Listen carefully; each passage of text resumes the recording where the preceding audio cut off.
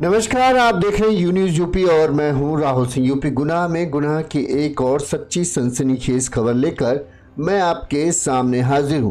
23 नवंबर को हमने एक खबर दिखाई थी जिसमें गोरखपुर जिले में एक दिल दहला देने वाले दोहरे हत्याकांड की वारदात को अंजाम दिया गया था। इस हत्याकांड में शाहपुर थाना क्षेत्र है गोरखपुर का। यहाँ पर घर में माँ बेटी की बड़ी ही बेदर्दी से हथौड़े से कूचकर हत्या कर दी गई थी। इसके साथ ही घर से उनके कई कीमती सोने के गहने और रुपए गायब थे।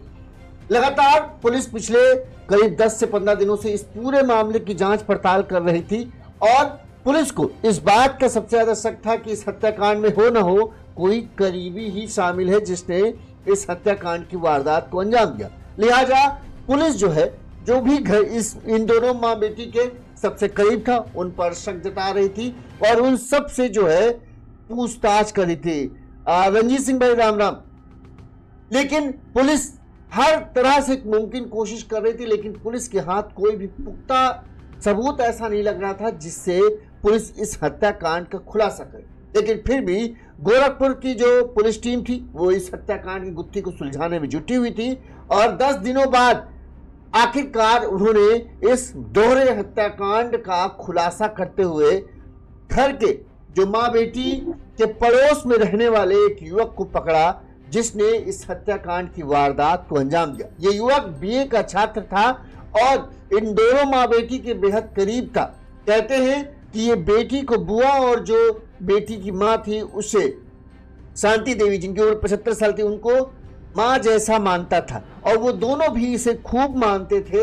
इसी का इसने फायदा उठाया और इतनी बड़ी ही बेदर्दी से इन दोनों को मौत की घाट उतारा। अब आप सोच रहे होंगे कि आखिर इसने हत्या की, तो हत्या की वजह क्या है? वजह पैसा, प्रेमिका को खुश करने की चाहत और ऐशो आराम वाला मामला जो था, उसके चक्कर में इस युवक ने इन दो को मौत की घाट उतार दी।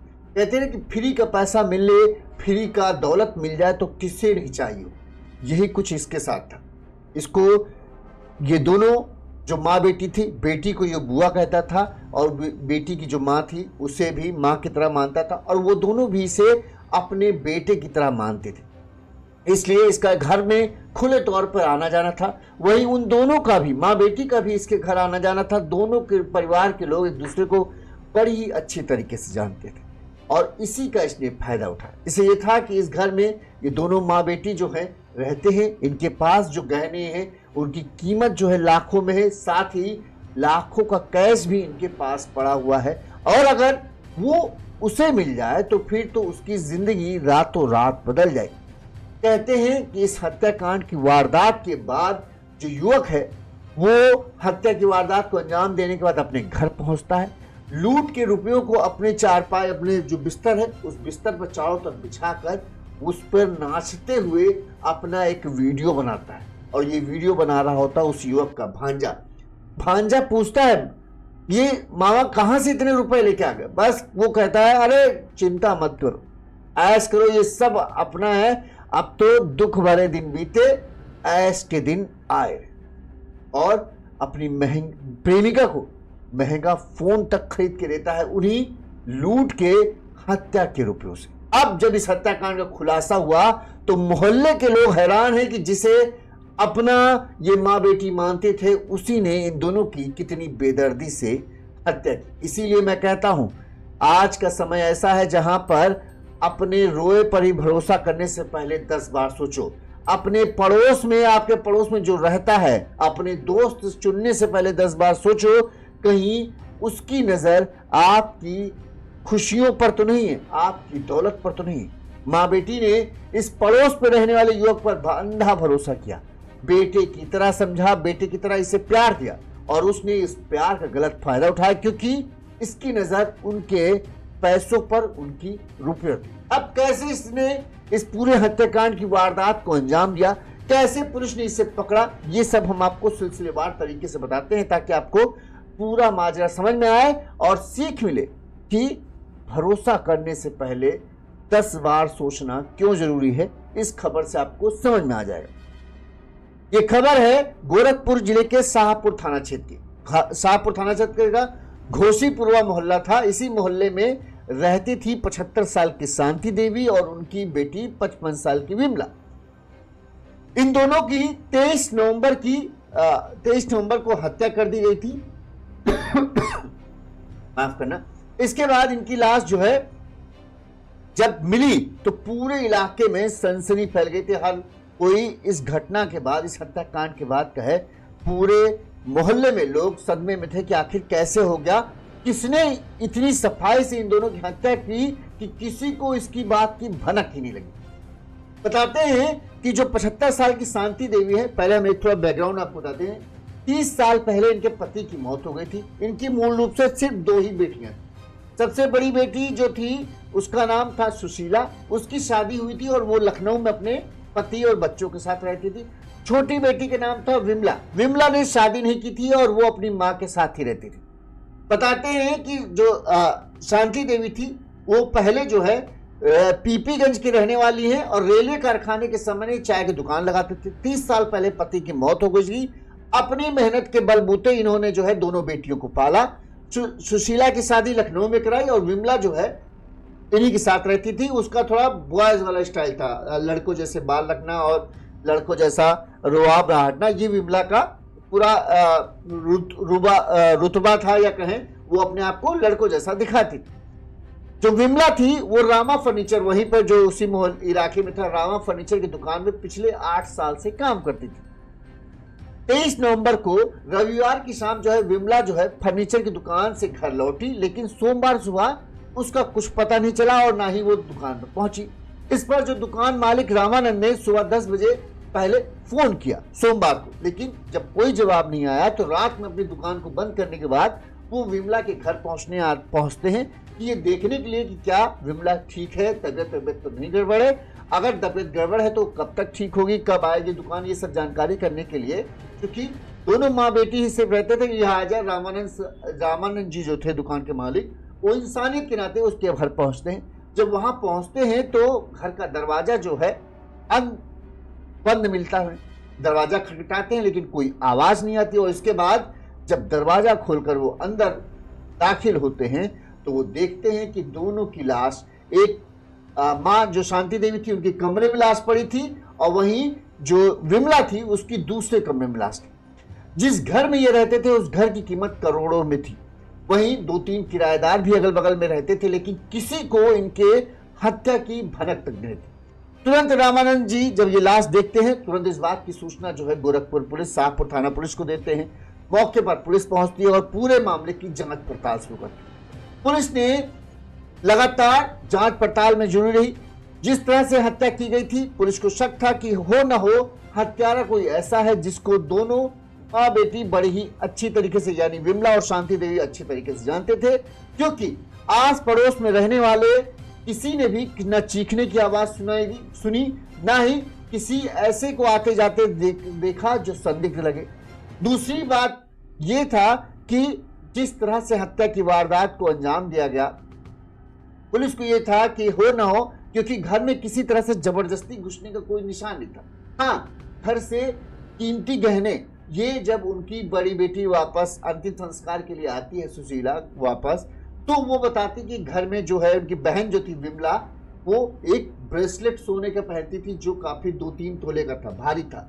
इसके अलावा गहने, कुछ और कीमती गहने जो थे वो भी गायब है। इसके अलावा करीब 6 से 7 लाख रुपए कैश है, वो भी घर से गायब है।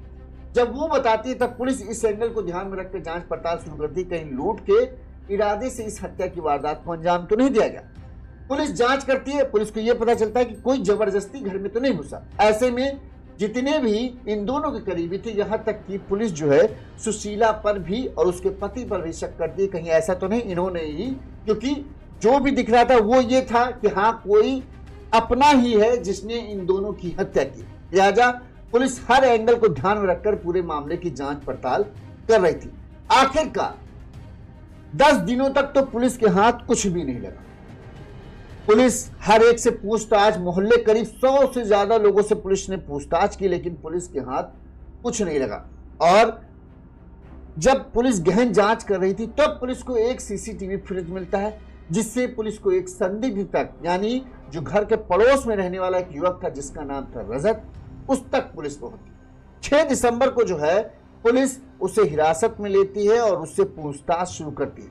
पता चलता है जो रजत है उसका घर, जो विमला और शांति देवी हैं उनके घर से महज 200 मीटर की दूरी पर सड़क की दूसरी तरफ आवास विकास कॉलोनी है। उसी आवास विकास कॉलोनी में जो है रजत रहता है।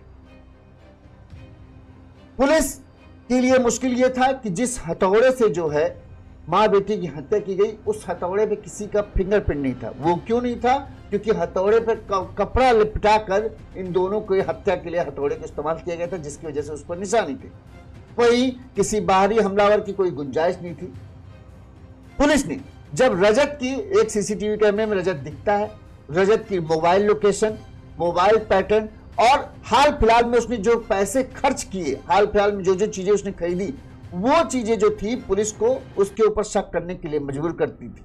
लिहाजा पुलिस उसे हिरासत में लेती है और उससे जब सख्ती से पूछताछ करती है तो रजत जो है अपना गुनाह कबूल कर लेता है और उसने मानता है कि हाँ, उसने ही मां यानी शांति देवी और बेटी विमला की बड़ी ही बेदर्दी से हत्या की। इलाके के लोगों को ये जब पता चला तब लोग तो हैरान थे, क्योंकि रजत को ये मां बेटी एक बेटे की तरह मानते थे और बिल्कुल अपने घर के सदस्य की तरह देखते। पुलिस ने रजत की निशानदेही पर जो सोना इसने घर से चुराया था, जिसे गलवा लिया था इसने एक ज्वेलर से, वो सोना बरामद किया।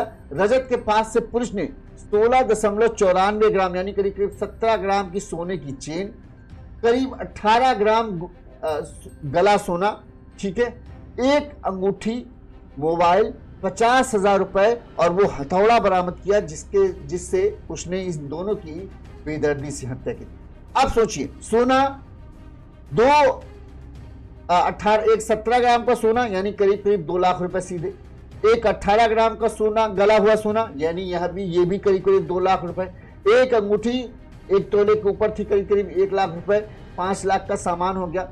इसके अलावा 50,000 रुपए नगद जो मिले और हथौड़ा। इसके अलावा 1.5 लाख रुपए का एक इसने अपनी प्रेमिका को बताते हैं मोबाइल खरीद के दिया और अपने लिए भी कुछ खरीदा था। ये सब चीजें इसने हाल फिलहाल में इस हत्याकांड की वारदात के बाद खरीदा था। इसी से पुलिस को इस पर शक हुआ था। अब रजत के बारे में आपको बता देते हैं। रजत जो है आवास विकास कॉलोनी बगल में ही कॉलोनी थी, जहां ये घोशीपुरवा में जहां इनका शांति देवी और विमला का घर था, इससे महज 200-300 मीटर की दूरी पर ही आवास विकास कॉलोनी, इसी आवास विकास कॉलोनी का रहने वाला था रजत। बताते हैं रजत जो है बीए का छात्र। रजत के जो पिता हैं वो रेलवे में डी क्लास श्रेणी में नौकरी करते हैं और शाहपुर की एक रहने वाली लड़की से रजत का साल 2019 से प्रेम प्रसंग चल रहा है। उसके घर से 200 मीटर की दूरी पर ही जो है ये माँ बेटी का घर था, इसी वजह से इसका आना जाना था। विमला से जान पहचान के बाद जो बताते हैं, रजत जो है विमला से पहले इसकी जान पहचान हुई, रजत उसे बुआ बोलने लगा था और ये विमला और शांति देवी दोनों ही इसे अपने बेटे की तरह मानती थी। इसका अक्सर उन दोनों के घर आना जाना था। बताते हैं शांति देवी रजत को बेटे की तरह मानती थी और वो तो विमला जो थी बुआ थी। घर पर हमेशा आने जाने की वजह से इसे विमला और शांति देवी के घर के अंदर क्या क्या है इसकी हर चीज की जानकारी थी, क्योंकि ये बिल्कुल बेटा ही बन चुका था उनका। रजत पढ़ाई कर रहा था, इसके साथ ही वो छोटे मोटे काम भी कर रहा था, लेकिन हमेशा घर वालों का कहना है कि रजत को कभी पैसे की कोई कमी नहीं, लेकिन चूंकि होता जब खर्चे आपके बढ़ जाते हैं तो पैसों की कमी बनी रहती है। लिहाजा रजत को भी अक्सर पैसों की कमी की वजह से जूझना पड़ता था। बताते हैं कि विमला के पैसों से एक रजत के बारे में जो पता चला कि रजत जो है शराब अक्सर जो है इन माँ बेटी यानी विमला और शांति देवी के साथ अक्सर शराब के पैक जाम छलकाता था और उनके साथ बैठता था। यहाँ तक कि जो शराब अगर आपकी बोतल लाते थे उसके पैसे भी विमला ही देती थी और ये उनके घर पर जाकर वहां पर तीनों मिलकर शराब पीते थे। विमला का भी बताते हैं रजत के घर आना जाना था और रजत के घर वाले भी अच्छी तरीके से विमला और शांति देवी को जानते थे। अब जब रजत को पुलिस ने हिरासत में लिया तो रजत ने पुलिस को क्या बताया, अब ये सुनिए। रजत ने पुलिस को बताया कि मुझे पैसों की काफी जरूरत थी। गर्लफ्रेंड के जो पिता थे वो कर्ज की वजह से, यानी इसकी प्रेमिका, अपने पिता की नहीं चिंता है, प्रेमिका के पिता की बहुत चिंता थी कि प्रेमिका का पिता जो है वो कर्ज की वजह से परेशान। अब सच है झूठ है ये पता नहीं, लेकिन जो पुलिस की तरफ से आया वो यही आया कि प्रियंका के पिता के ऊपर कर्ज था, इसको इस बात की चिंता थी, प्रियंका ने इसे बताया था। और ये कहता है कि मैं विमला के घर, यानी जो विमला बुआ है जिनको बोलता था, उनके घर आता जाता था। मुझे पता था कि अलमारी में कैश रखा है, क्योंकि शायद किसी बीमारी के इलाज के लिए इन्होंने कैश जो है बड़ी बेटी से लिया था। इसके साथ ही विमला जो है सोने का महंगा ब्रेसलेट पहनती थी, उस पर भी उसका कहना है कि रजत जो था उसका कहना है कि मेरा काफी दिनों से नजर थी और मैं उसके कई बार चुराने का पहले प्रयास कर चुका था, लेकिन मैं उसमें बार बार असफल रह रहा था। 23 नवंबर को उसने कहा कि मैंने प्लान बनाया कि अब आज यानी मुझे किसी भी हाल में वो सोने का ब्रेसलेट और घर में रख के गहने चुराने।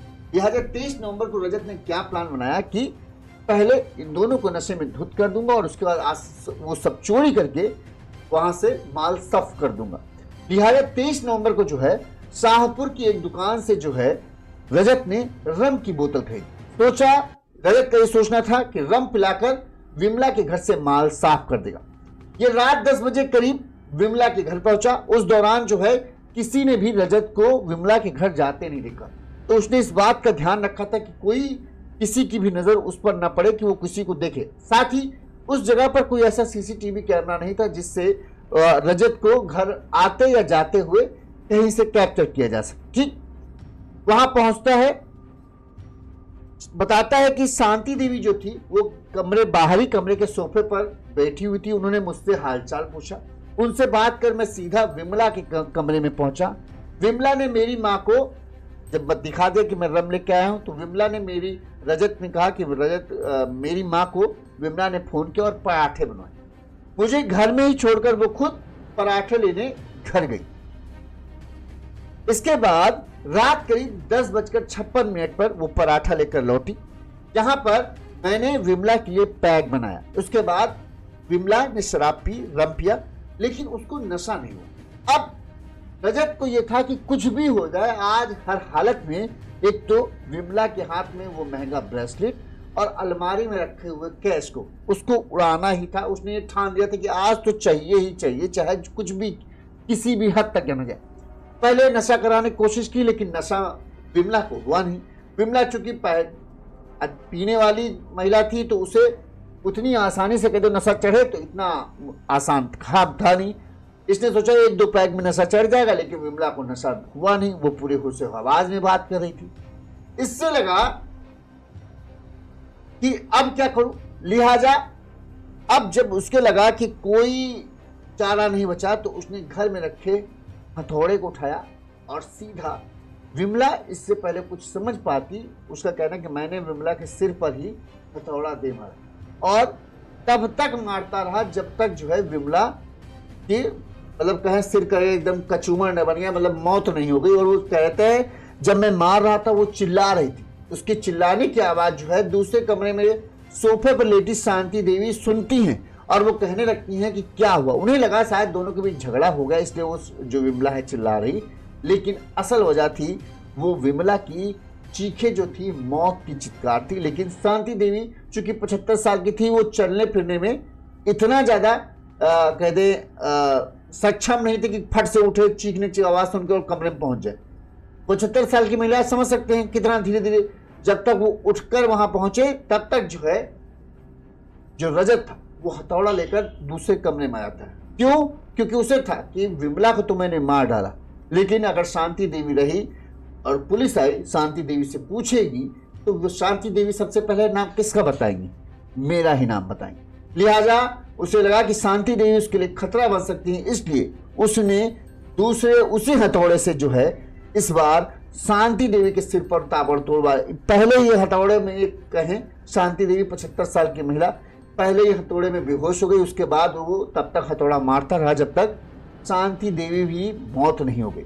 इसके बाद दोनों की हत्या करने के बाद रजत अलमारी से जो है रुपए निकालता है, गहने निकाले, विमला के हाथ में पहना जो ब्रेसलेट था कीमती जिस पर उसकी कई महीनों से नजर थी, उस ब्रेसलेट को उतारता है, अंगूठी उतारता है और सब कुछ समेटने के बाद चुपचाप बिना किसी की नजर में आए वहां से रफू चक्कर होता है। बताते हैं कि हत्या के बाद जो है रजत सीधे अपने घर पहुंचता है। आराम से सोता है, लेकिन उससे पहले वो कुछ ऐसा करता है जिसकी किसी ने कल्पना नहीं की थी। वो हम आगे बताएंगे क्या किया था। दूसरे दिन बड़े आराम से रजत पूरे शहर में इधर उधर घूमता है, इस पूरी घटना से अनजान रहकर। बताते हैं अपनी प्रेमिका के पास पहुंचता है, 1.5 लाख रुपए को लिए 1.5 लाख रुपए उसे देता है। अपने पिता को 50,000 रुपए दिए, गर्लफ्रेंड के लिए 1.5 लाख का मोबाइल फोन खरीदा, यानी 1.5 लाख रुपए कैश दिए, 1.5 लाख रुपए का मोबाइल फोन खरीदा और 50,000 रुपए जो है पिता को देते हैं। सब ये जानना चाहते हैं कि आखिर पैसा कहां से है, लेकिन वो इस बारे में कहता है चिंता मत करो, सब अपना ही है, बस समझ लो लॉटरी लग गई। इसके साथ ही जेवर की दुकान में जाकर वो जो गहने खरीदता है, उन गहनों को सोना गलवा के अपने पास रख लेता है। सोमवार को घर से जो मतलब 23 नवंबर की रात होती है, सोमवार की सुबह वो सब शॉपिंग वॉपिंग करना बिजी हो जाता है। ऐसा लगता है कि कुछ हुआ ही नहीं है। 200 मीटर दूर माँ बेटी की हत्या होती है, लेकिन बिल्कुल वो इस चीज से निश्चिंत होकर चलता है कि किसी को भनक नहीं लगी। शाम तक पुलिस को पता चलता है कि ये माँ विमला और शांति देवी की हत्या हुई। पुलिस जांच पड़ताल शुरू करती है। जांच पड़ताल में जो भी इनके करीब होते हैं उन तक पुलिस पहुंचती है और रजत से भी इस क्रम में पुलिस पूछताछ करती है। तो वो कहता है, रजत से जब पूछताछ नॉर्मल पूछताछ करने आती है तो रजत कहता है, अरे वो तो हमारी बुआ जैसी थी, मैं उन्हें बहुत मानता था, वो मुझे बहुत प्यार करती थी, मैं भला कैसे उनको कुछ कर सकता हूँ। और इसके बाद बताते हैं वो फूट फूट कर रोने लगता है। यहाँ पुलिस उसके बयान को दर्ज करती है और फिर उसे घर भेज देती है। बताते हैं कि इतना भरोसा था रजत पर कि जो उनकी बड़ी बेटी जब लखनऊ से सुशीला जो थी गोरखपुर आती है अपनी माँ बहन के अंतिम संस्कार के लिए, तो वो जो रजत है उसी के घर में जाकर रुकती है। इतना भरोसा करते थे कि इसको बेटे की तरह मानते। सुशीला को भी एक बार भी इस बात का वो नहीं था कि रजत ने इस पूरे हत्याकांड की वारदात को अंजाम दिया। वो उसके घर में रुकती है। जब सुशीला से भी पूछताछ करते हैं तो पुलिस सुशीला और पर शक जताती है, लेकिन रजत पर उसको भी शक नहीं जाता कि हाँ रजत भी ये सब कर सकता। पूरे हत्याकांड जब अंतिम संस्कार की क्रिया होते हैं तब जितना सुशीला रो रही थी उससे ज्यादा रोता हुआ रजत कई जगहों पर दिखता है। लोगों को लगता है बताओ कितना पराया था, लेकिन उन्हें माँ बेटी को अपना मानता था, इसीलिए से इतना दुख है। लोगों को तनिक भी रजत पर शक नहीं था कि हाँ उसने इस पूरी वारदात को अंजाम दिया।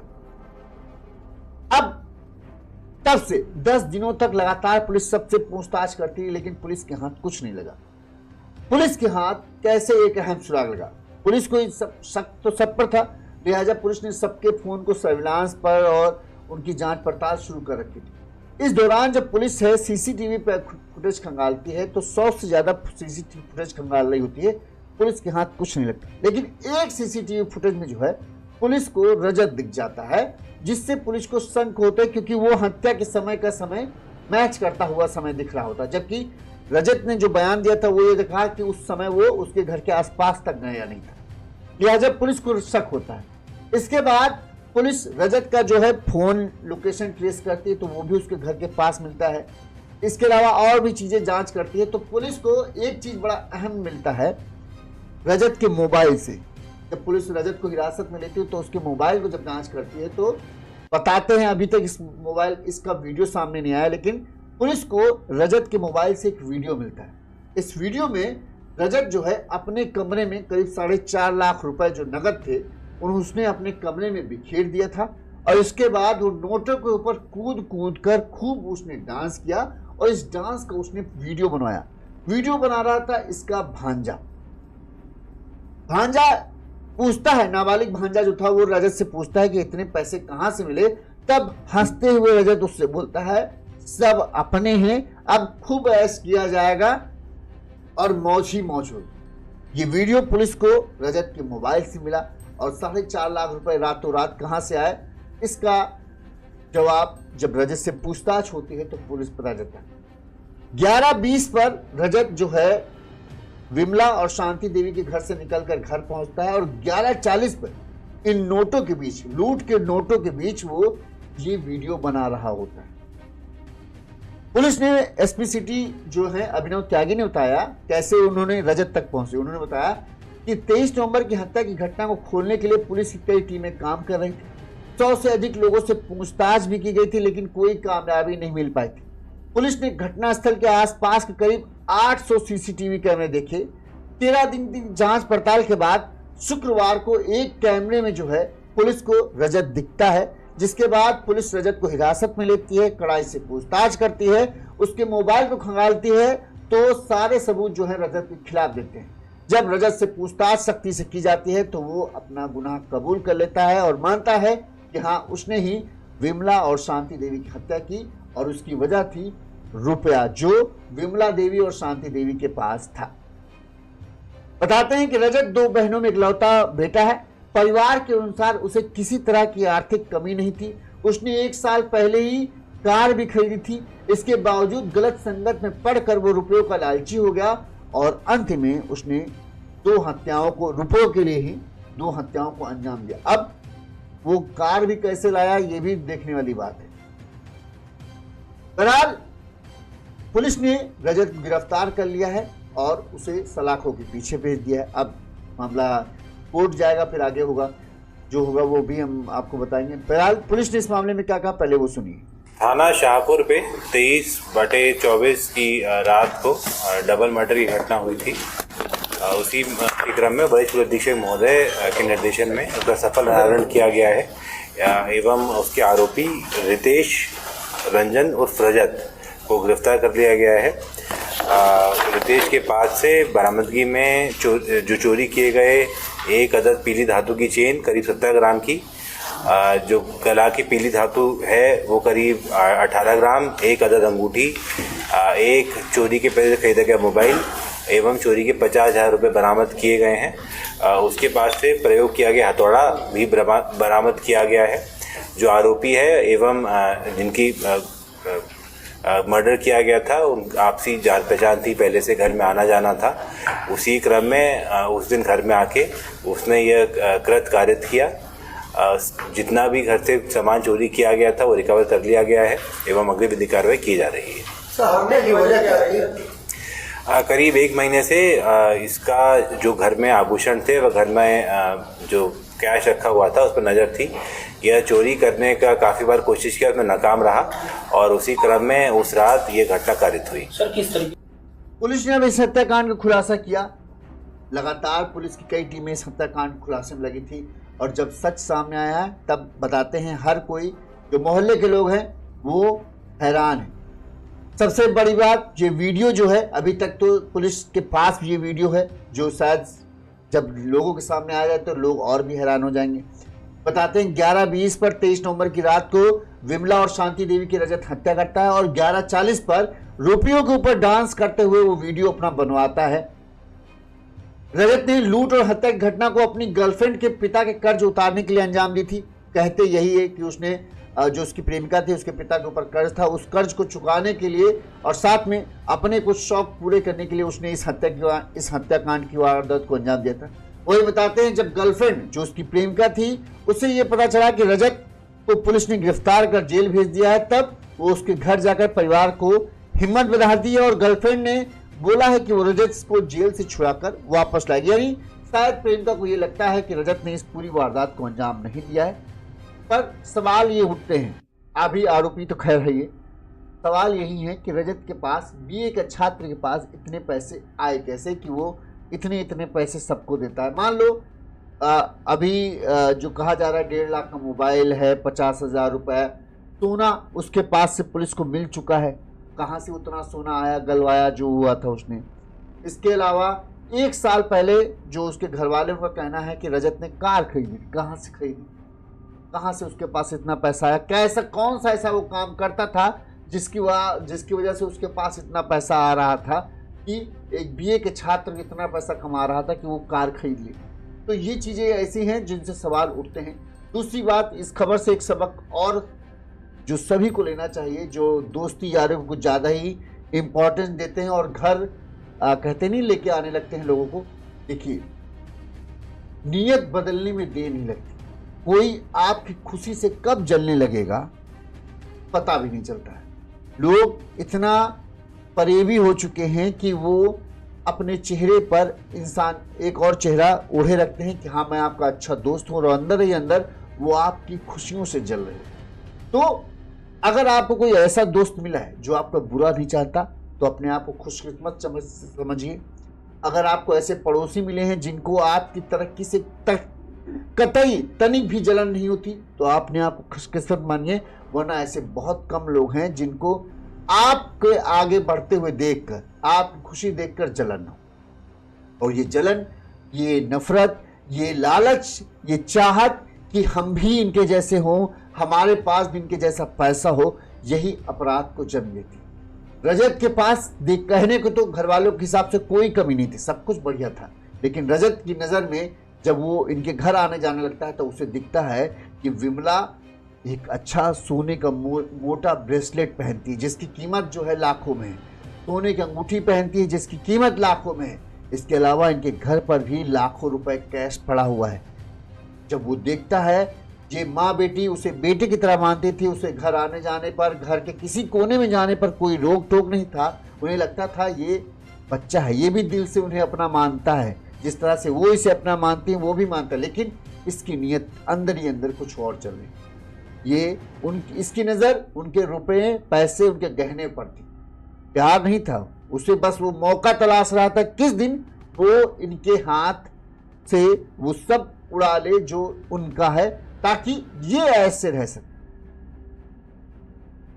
और पहले भी कहने को कहा जाए तो पहले भी ये कई बार घात लगा चुका था, लेकिन ये कामयाब नहीं हो पाया।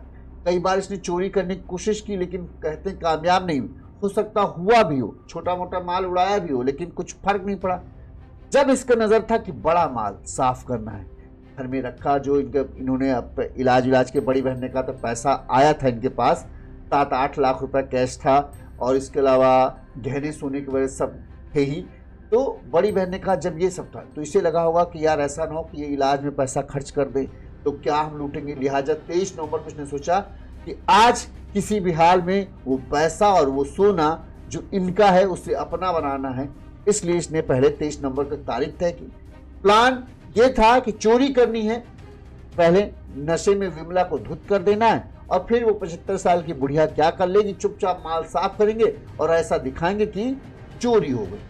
लेकिन जब विमला नशे में नहीं आई, चूंकि खुमार था, किसी भी लिहाज में पैसा, लाखों के गहने, लाखों रुपए सब चाहिए तो चाहिए, आज ही चाहिए, फिर वो एक बार अपराध की सनक दिल में आ जाए ना तो फिर वो कोई भी सीमा लांघने को चूकता नहीं। यही हुआ रजत के साथ।